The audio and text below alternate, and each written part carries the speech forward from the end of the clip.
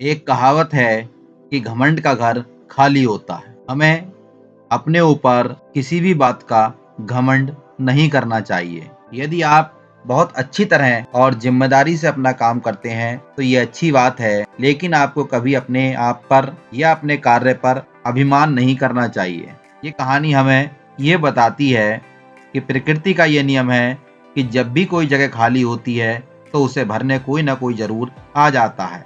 जीवन किसी के लिए नहीं रुकता है, यानी यानी life does not stop for anyone. एक शहर में बहुत बड़ा और प्रसिद्ध स्कूल था। उस स्कूल में काम करने वाले प्रिंसिपल को यह अभिमान हो गया था कि उनके बिना स्कूल चल नहीं सकता, क्योंकि वे स्कूल के बहुत से कार्यों को सफलता के साथ पूरा करते थे। अपने किसी भी काम में वे कभी कोई कमी नहीं रखते थे। स्कूल के मैनेजर भी अपने इस प्रिंसिपल से बहुत खुश रहते थे और उन पर भरोसा भी बहुत करते थे। बस प्रिंसिपल को इस बात का घमंड था कि उनके बिना ये स्कूल एक दिन भी नहीं चल सकता।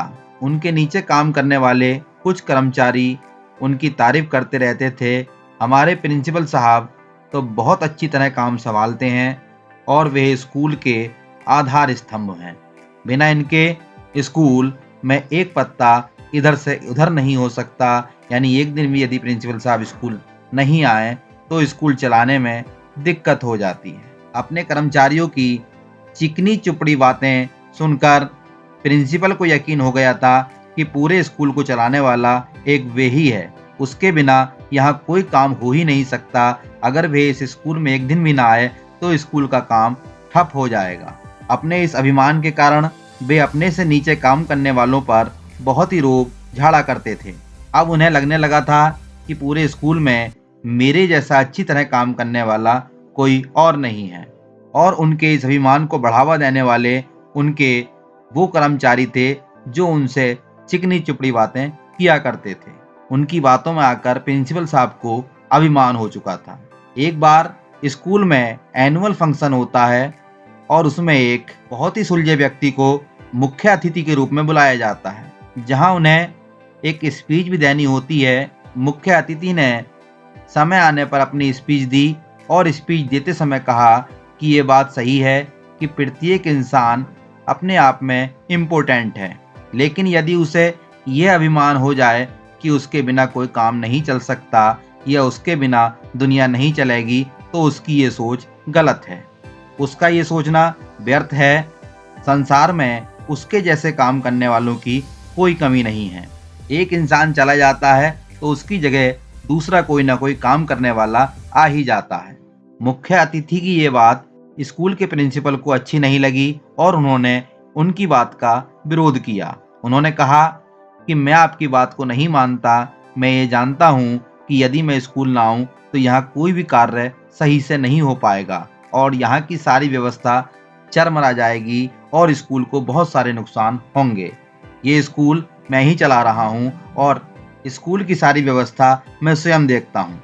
जब प्रिंसिपल ने मुख्य अतिथि की बात का विरोध किया तो विरोध किए जाने पर मुख्य अतिथि बोले, यदि किसी को मेरी बात पे यकीन नहीं है तो वह मेरी बातों को आजमा कर देख ले।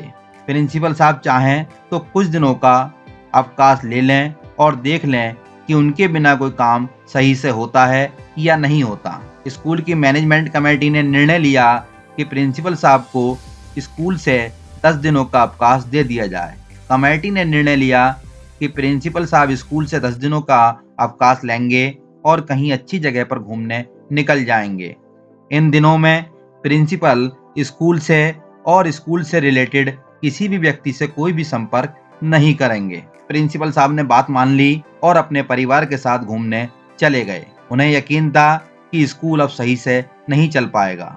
वे अपनी पत्नी से बोले, देख लेना, इन 10 दिनों में तो स्कूल बिल्कुल भी सही से नहीं चल पाएगा। हो सकता है स्कूल के मालिक को 2 या 3 दिन स्कूल बंद रखना पड़े।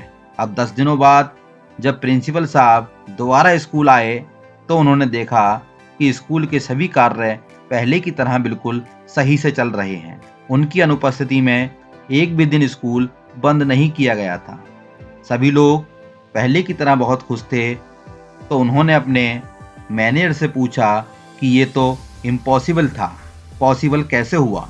तभी स्कूल के मैनेजर ने जवाब दिया, आप जब घूमने चले गए थे तब एक दिन तो कुछ परेशानी महसूस हुई, लेकिन दूसरे दिन से आप ही के अंडर में काम करने वाले एक कर्मचारी ने आपके काम को बहुत अच्छी तरह संभाल लिया और इस तरह स्कूल को कोई भी परेशानी नहीं हुई।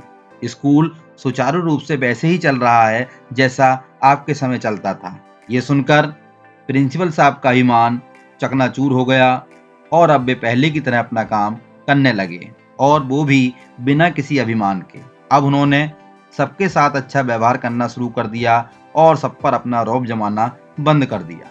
दोस्तों, इस कहानी से हमें बहुत अच्छी बात सीखने को मिलती है कि हमें कभी भी अपने ऊपर प्राउड नहीं करना चाहिए कि हमारे बिना ये काम हो ही नहीं सकता। जीवन किसी के लिए नहीं रुकता है। यदि कोई जगह खाली होती है तो उसे भरने कोई ना कोई जरूर आ जाता है। अभिमान करते समय आप अपने से नीचे कार्य करने वालों पर बिना किसी वजह के अपना रोब नहीं जमाएं, और यदि रोब जमाएंगे तो लोग आपको पसंद नहीं करेंगे।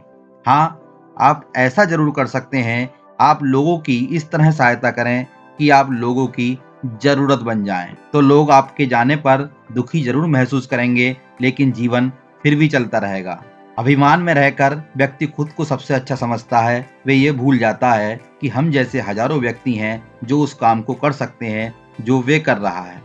जब दूसरे लोग आपकी तारीफ करें तो अभिमान ना करें, बल्कि और ज्यादा सतर्क हो जाएं, क्योंकि अब लोग आप पर भरोसा करने लगे हैं और अब आपकी जिम्मेदारी पहले से भी ज्यादा हो गई है। एक बात और ध्यान रखें कि जो लोग आपकी झूठी तारीफ करते हैं उनको भी पहचानें और उनकी बातों में ना आए। कभी कभी हम झूठी तारीफ में अपने आप में इतना अभिमान, इतना प्राउड महसूस करते हैं कि हमें अपने से ज़्यादा अच्छा कोई इंसान नहीं लगता। ये कहानी आपको कैसी लगी, कमेंट बॉक्स में कमेंट करके ज़रूर बताना।